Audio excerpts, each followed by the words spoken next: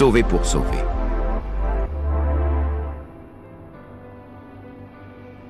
Que la grâce de l'Éternel soit à votre partage au commencement. Un temps de parole, d'enseignement, d'éclaircissement sur la parole de l'Éternel. Tu peux par la parole créer les choses. Tu peux par la parole changer les données. Regarde-toi en face et déclare que les choses ne resteront pas telles qu'elles sont. Des hommes de foi, des hommes prophétiques ne regardent pas aux réalités qui les environnent, mais ils regardent à ce que Dieu est capable de faire. Bonjour à tous. Que la grâce de l'Éternel soit à votre partage. Je suis Brice Ndongala, évangéliste, pasteur, visionnaire de Sauvé pour sauver, ministère et Église. Nous sommes là dans le cadre de notre moment intitulé « Au commencement ». Un temps de parole, d'enseignement, d'éclaircissement sur la parole de l'Éternel, car nous avons besoin d'être fondés dans les Saintes Écritures. C'est des moments que nous allons, n'est-ce pas, nous plonger dans la révélation par la grâce de Dieu, et le Saint-Esprit va nous aider à comprendre la pensée de Dieu. Et nous sommes donc dans la première partie, première édition de ce thème qu'on va démarrer dès maintenant, à savoir décryptage sur le récit de la création. Décryptage sur le récit de la création. Nous aurons d'autres parties, mais entamons la première. C'est un message de circonstance parce que nous sommes également au commencement d'une nouvelle année, au commencement de 2026. Et il est important pour nous de joindre l'utile à l'agréable. Quoi de mieux que d'aller justement dans Genèse, Genèse qui est le livre des commencements, Bereshit en hébreu, qui parle du départ. Ça parle de l'origine, ça fait référence au point de commencement, au point de départ. Et ça parle également de la source. Vous voyez, l'origine. Donc, tout ce que nous connaissons, tout ce qui a été créé est relaté dans Genèse, le livre des commencements. Et dedans, nous allons tirer des grandes révélations qui vont nous aider à entrer dans l'année 2026 et à réussir l'année, parce que c'est l'objectif, c'est le but. Ce n'est pas pour entrer et échouer. Ce n'est pas pour entrer et vivre les mêmes réalités que les années précédentes. Il est question ici de tirer de bonnes leçons qui vont nous aider à pouvoir expérimenter la gloire de Dieu. Alors, quoi de mieux que de regarder à celui qui est le commencement? Et il est non seulement le commencement, il est également au commencement. Donc, le Dieu dont nous voulons parler, que Genèse, n'est-ce pas, chapitre 1er au verset 1er, est en train d'emblée de présenter, de planter le décor, en disant au commencement, Dieu. Vous voyez, au commencement, Dieu. Le premier chapitre, le premier verset de la Bible introduit Dieu, nous présente Dieu, met la priorité. Il s'agit de Dieu, il est question de Dieu. Et j'aimerais comme ça que la vie ou l'année de quelqu'un puisse commencer avec Dieu. C'est la première vérité ou la première révélation que nous tirons, n'est-ce pas, de ce livre de commencement. Dieu est présenté avant toute chose. Avant les hommes, avant la création, avant en fait tout ce qui va être fait par la suite, c'est Dieu qui est présenté. Et j'aimerais te dire qu'il est important que Dieu soit alpha de ta vie, qu'il soit le commencement de toute chose. Bien-aimé, si tu as terminé 2025 sans Dieu, j'aimerais que tu commences, je te suggère de commencer avec Dieu. Il dit, avec Dieu, nous ferons des exploits. C'est quand Dieu s'associe dans la vie de quelqu'un que des réalités peuvent être complètement changées. Quand Dieu s'associe, quand Dieu, bien-aimé, est présent, invité dans la vie de quelqu'un, c'est comme ça qu'il peut faire des exploits, accomplir des choses inimaginables. Ne commence pas 2026 sans Dieu. Ne commence pas la nouvelle année sans te rassurer que Dieu est dans ton cœur, qu'il est dans ta vie, qu'il est ton Seigneur, qu'il est ton Sauveur, qu'il est ton maître, qu'il est ton Dieu. Et s'il est au commencement, bien-aimé, tu peux être sûr qu'il sera également à la fin. Parce qu'il n'est pas seulement alpha, mais le Dieu que nous servons, il est également oméga. Il voudrait commencer avec toi, cheminer, n'est-ce pas, avec ta personne et également terminer l'année avec toi. Et je peux t'assurer que celui qui marche avec Dieu vit des réalités qui étonnent, n'est-ce pas, des hommes. Au commencement, Dieu. Donc nous avons compris que 2026, on doit, n'est-ce pas, se rassurer d'avoir le Seigneur avec nous. Si Dieu est pour nous, alors qui sera contre nous? Si Dieu est avec toi, quelles sont ces réalités qui pourront te résister? Si l'Éternel est de ton côté, quels sont ses ennemis, ses adversaires, ses opposants qui pourront tenir devant toi en 2026? Ça, c'est la première chose que tu dois te rassurer. Que Dieu soit au commencement de ton année, au commencement de tout ce que tu es appelé à entreprendre, tout ce que tu es appelé à faire, que l'Éternel soit associé. Il est l'associé par excellence. Il est celui qui va t'aider, qui va te soutenir, qui va garantir, n'est-ce pas, sécuriser les choses que tu vas avoir, obtenir. S'il est avec toi, tu peux être sûr et certain que cela va marcher. Même si la barque tente de chavirer, même si la mort se présente à toi, si l'Éternel est ton secours, alors tu ne seras pas englouti par la mort. On nous dit Dieu créa les cieux et la terre. Au commencement, Dieu créa les cieux et la terre. Je t'annonce que tu es créé à l'image de Dieu, ton Père, qui est le créateur de toutes choses, ton créateur également. Il t'a créé à son image, il m'a créé à sa ressemblance. Donc, il a mis en toi l'esprit créateur, il a mis en toi la capacité de créer. Donc, si au commencement, il a créé des choses, je voudrais également que tu commences l'année 2026 en créant des choses. Parce qu'il t'a donné le pouvoir de créer. Il t'a donné la capacité également de créer. Regardez tout ce que l'homme, n'est-ce pas, créé par Dieu, est capable de pouvoir mettre sur pied comme invention. L'homme peut mettre, n'est-ce pas, en place tout un tas de choses.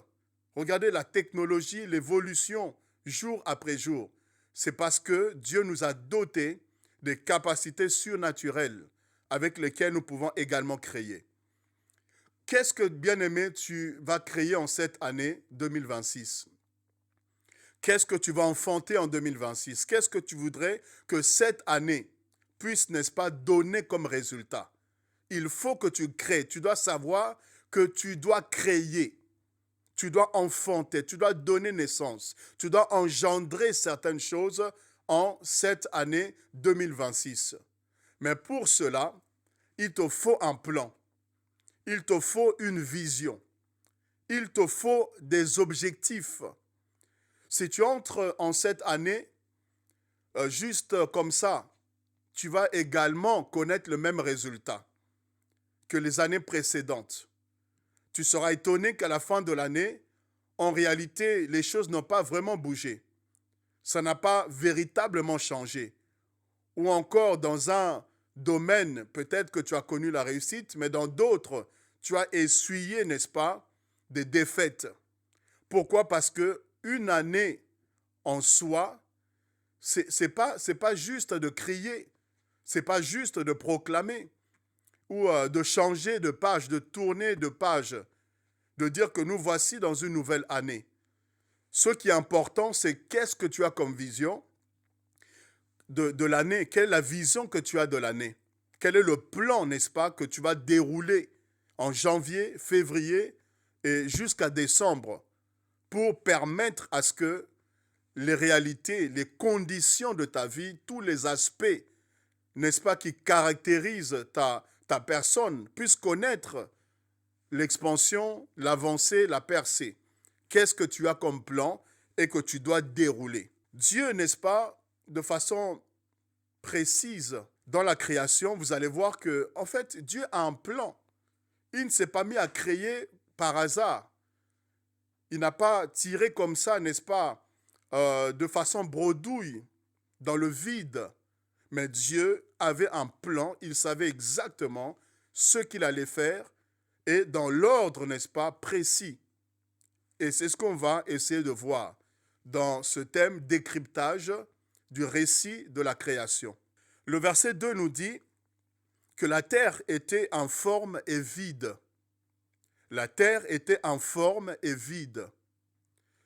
Il est important ici que tu puisses faire un bilan, que tu puisses faire, n'est-ce pas, l'inventaire, que tu puisses regarder dans quel environnement tu te trouves. Parce qu'on ne peut pas créer si on n'a pas pris le soin en préalable de faire un constat. C'est l'expertise que tu fais qui va te permettre de savoir qu'est-ce qui manque. Là où il y a le vide, qu'est-ce qui est informe dans ma vie, où je dois justement appeler les choses à prendre place. Dieu a fait ce constat que la terre était informe et la terre était vide. Qu'est-ce qui est vide dans ta vie? Qu'est-ce qui est informe dans ta famille, dans ton foyer, et que tu dois appeler à l'existence, que tu dois travailler pour que ça ne reste pas ainsi. Non seulement qu'il y avait l'informe et vide, mais on nous dit que les ténèbres couvraient la surface de l'abîme. Vous voyez, il y avait les ténèbres à la surface de l'abîme, où la terre était recouverte, n'est-ce pas, de ténèbres. Ici, j'aimerais te dire que le constat, le bilan que tu vas faire, tu dois voir qu'est-ce qui ne va pas dans ta vie. Qu'est-ce qui n'a pas été. Les ténèbres caractérisent les zones d'ombre, l'échec, la confusion. Là où le diable, n'est-ce pas, s'est introduit, des portes qui ont été ouvertes et qui a permis aux ténèbres de fonctionner, d'opérer, n'est-ce pas, en toi et ou autour de toi. Qu'est-ce qui a fait que ça n'a pas marché finalement? Il est important que tu puisses identifier, de voir les choses à changer, les réalités à pouvoir transformer. Regardez, l'Esprit de Dieu se mouvait au-dessus des eaux. Ça, c'est une bonne information. Que le Saint-Esprit est prêt à agir. L'Esprit de Dieu est prêt à accomplir l'œuvre de Dieu. Ça, tu dois te réjouir de ça. Cela veut dire que l'Esprit de Dieu est prêt à travailler. Il est prêt, n'est-ce pas, à accomplir. Il est prêt à exaucer. Il est prêt à opérer avec toi. Les décisions que tu prendras, les actions que tu seras prêt à mener. Le Saint-Esprit veut accomplir la volonté, exécuter le plan parfait de Dieu, s'associer comme partenaire avec toi afin que tes prières rencontrent l'exaucement, que les actions que tu vas mettre en place puissent emmener les choses à être créées dans ta vie. La première fois, on parle de l'Esprit de Dieu, il est en mouvement, il est en action, prêt à opérer, prêt à agir. Et je t'annonce, je te confirme que le Saint-Esprit, lui, est disposé à agir, à condition que toi également, tu te lèves et tu accomplisses ta part. Verset 3, Dieu dit que la lumière soit, et la lumière fut. Vous voyez, Dieu dit que la lumière soit, et la lumière fut. Après avoir fait le constat de la présence des ténèbres, de ce qui était en forme, du vide qu'il y avait, du chaos qui était présent apparemment, Dieu va se mettre maintenant en action. Il ne suffit pas juste de crier que cette année, comme beaucoup le font, avec beaucoup d'euphorie, d'enthousiasme. Au final, il n'y a pas de réalité. Changer, transformer. Pourquoi? Parce que les actions ne sont pas mises en place. Les actions ne sont pas, bien aimées, coordonnées pour permettre un résultat efficace. Dieu commence l'action, tu dois passer à l'action. Il y a des choses que tu es appelé à faire pour que le changement ait lieu. Et ici, on voit Dieu déclarer, appeler la lumière, que la lumière diffuse, que la lumière fasse son apparition, que la lumière puisse éclairer. Pourquoi? Parce que tant qu'il y a les ténèbres, il est difficile de voir les choses, n'est-ce pas, se réaliser. Il est difficile de discerner. Là où il y a les ténèbres, on ne sait pas voir clairement. C'est confus, c'est flou. Il faut que la lumière vienne. Quand la lumière vient, c'est ce qui permettra de jauger les choses.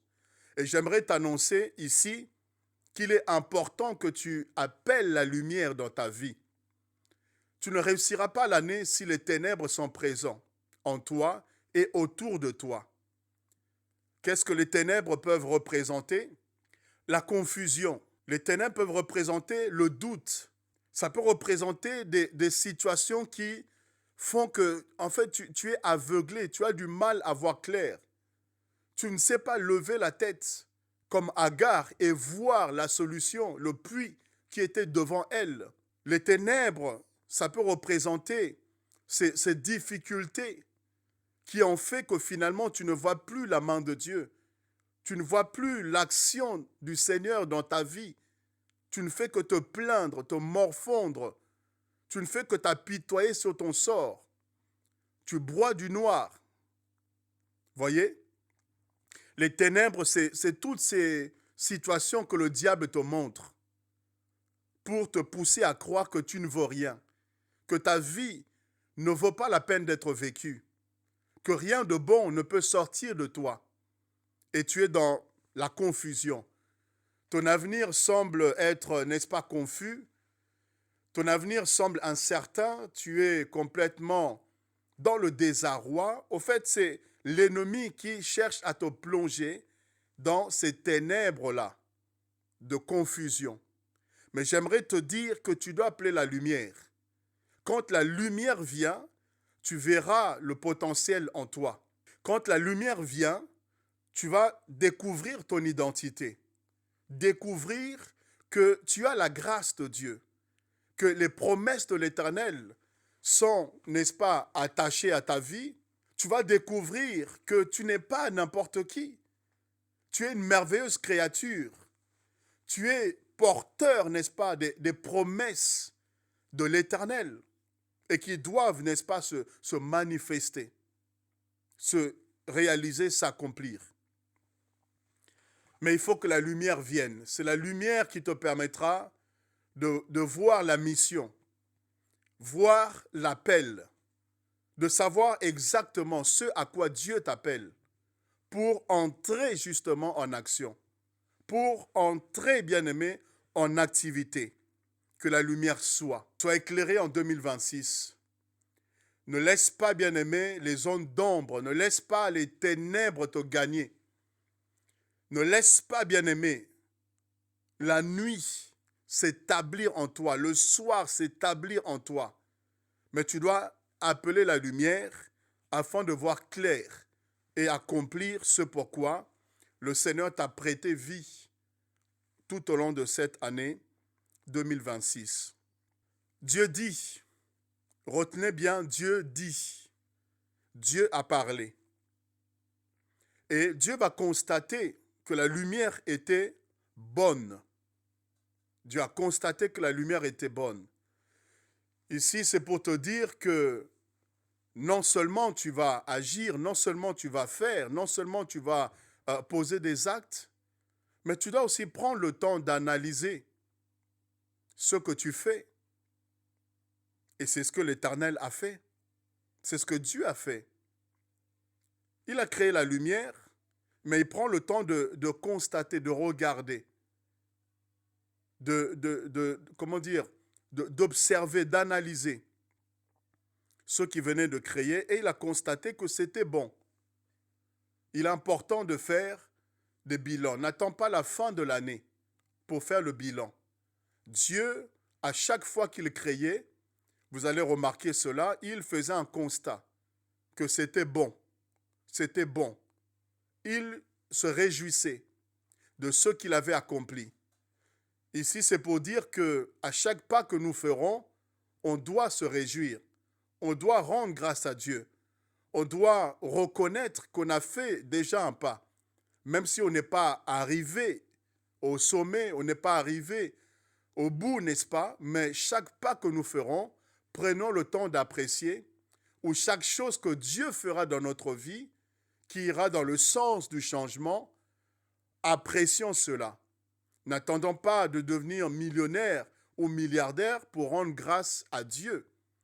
N'attendons pas d'avoir un ministère qui s'étend, n'est-ce pas, je ne sais pas, sur l'étendue de la terre pour voir que Dieu a fait quelque chose. Non, même dans les détails, dans les simples choses, apprécions les grâces et les bontés de Dieu. Il vit que la lumière était bonne. Ensuite, Dieu sépara la lumière d'avec les ténèbres. Dieu sépare la lumière d'avec les ténèbres. Nous apprenons du Créateur, nous apprenons de celui qui est le commencement et qui est au commencement. Il va séparer la lumière et les ténèbres. Et tu ne peux pas réussir 2026 s'il n'y a pas un travail de séparation. Tu dois identifier les choses négatives. Tu dois identifier les choses qui causent ta perte. Que ce soit des amis. Oui, il y a des personnes où tu peux être amené à te séparer. Parce que ces personnes-là, ce sont elles qui t'ont conduit dans des dépravations, ces personnes qui t'ont conduite dans certaines choses que tu sais qui t'ont poussé à régresser. Mais si tu veux voir des résultats nouveaux, il faut que tu prennes certaines décisions. Tu dois te séparer de certaines personnes qui sont des freins pour toi, qui t'éloignent des choses de Dieu, qui refroidissent ta foi, qui ne sont pas de bonne compagnie pour toi. Il faut certainement que tu te sépares de certaines choses. Le péché, par exemple. Oui, ce péché mignon que tu as caressé jusqu'ici, ces habitudes néfastes que tu continues d'entretenir.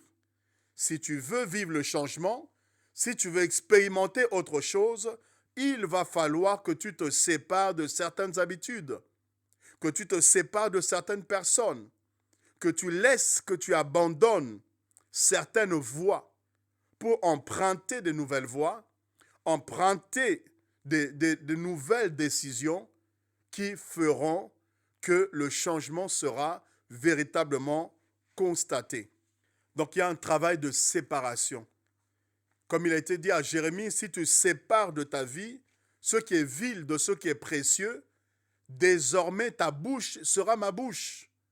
Dieu veut faire des grandes choses avec toi, mais il y a des choses qui sont des obstacles, qui l'empêchent. Ton caractère peut être, n'est-ce pas, un obstacle à la manifestation de la gloire de Dieu. Il faut donc que tu te sépares de la colère, que tu te sépares de l'impudicité, tu te sépares de cet orgueil. Sépare-toi, bien-aimé, de toutes ces choses qui empêchent le Saint-Esprit, au Saint-Esprit, de pouvoir faire son œuvre dans ta vie. Le verset 5, Dieu appela la lumière jour et il appela les ténèbres nuit. Ainsi, il eut un soir et il eut un matin, ce fut le premier jour. Donc ici, nous voyons le premier jour.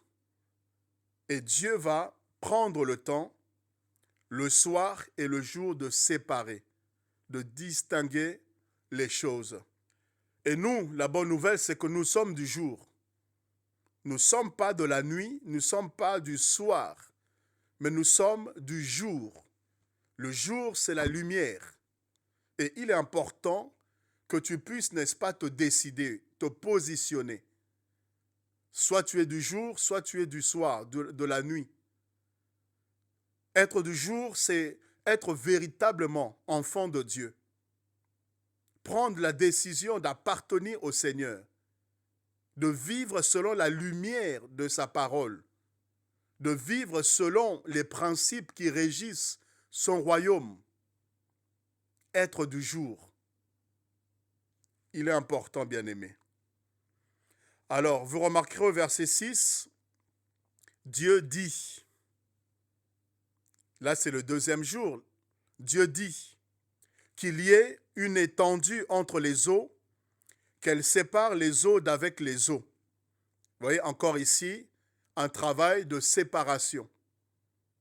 un travail de séparation. Dieu n'est pas dans la division, mais Dieu est dans la séparation. Pour avancer, pour aller plus loin, pour expérimenter certaines dimensions avec le Seigneur, parfois il faut que tu te sépares de certaines réalités, de certaines choses. Oui, d'autres peuvent le faire. Mais toi, pour ta destinée, toi, pour entrer dans une dimension nouvelle, Dieu peut te demander d'abandonner, de lâcher, de te séparer de certains plaisirs, certaines passions. Il peut te demander de renoncer pour vivre une dimension nouvelle. Dieu sépara l'étendue, verset 7, il sépara l'étendue des eaux qui sont en dessous et l'étendue des eaux qui sont, n'est-ce pas, au-dessus de l'étendue. Et cela fut ainsi. Dieu appela l'étendue ciel. Ainsi, il eut un soir, il eut un matin, ce fut le second jour. Donc, le ciel, n'est-ce pas, va comme ça être créé. Le ciel, créé par Dieu. Et cela vient, n'est-ce pas, de la séparation. Le ciel, c'est la hauteur. Le ciel, c'est l'élévation. Le ciel, c'est une dimension, n'est-ce pas, haute. Le ciel, c'est un endroit élevé. Et vous verrez que cela vient d'une séparation. Il y a des dimensions que tu vas expérimenter en 2026, que si tu décides de passer par ce processus de dépouillement, de renoncement, de séparation, c'est ce qui va te permettre d'atteindre, n'est-ce pas, un ciel, d'atteindre, n'est-ce pas, une hauteur, d'atteindre une dimension beaucoup plus élevée que ce que tu as expérimenté jusqu'ici. Le troisième jour, le verset 9, Dieu dit, vous voyez que Dieu parle encore une fois de plus. Dieu déclare. Et c'est ainsi que la création, n'est-ce pas, a vu le jour. C'est par la parole de Dieu. C'est pourquoi Jean, chapitre 1er, nous dit qu'au commencement était la parole. La parole était avec Dieu. La parole était Dieu. Et rien de tout ce qui a été fait n'a été fait sans la parole. Vous voyez, c'est à juste titre. Parce que nous voyons que Dieu dit, si on va au verset 11, Dieu dit. Au verset 14, Dieu dit. Au verset 20, Dieu dit. Au verset 24, Dieu dit. Vous voyez? Verset 26, Dieu dit encore une fois. Et ainsi de suite. Il a parlé. Il a annoncé. Proclamé les choses. Bien-aimé, 2026, tu dois également parler, dire, proclamer les choses pour expérimenter la gloire et la puissance de Dieu. Soyez bénis. Retrouvons-nous dans la deuxième partie, décryptage sur le récit de la création.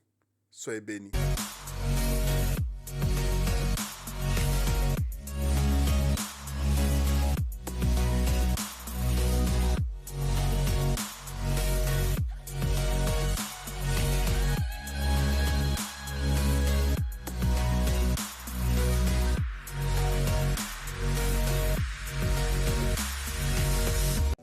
Pour ne rien manquer de nos prochaines vidéos, abonnez-vous, activez la cloche et partagez.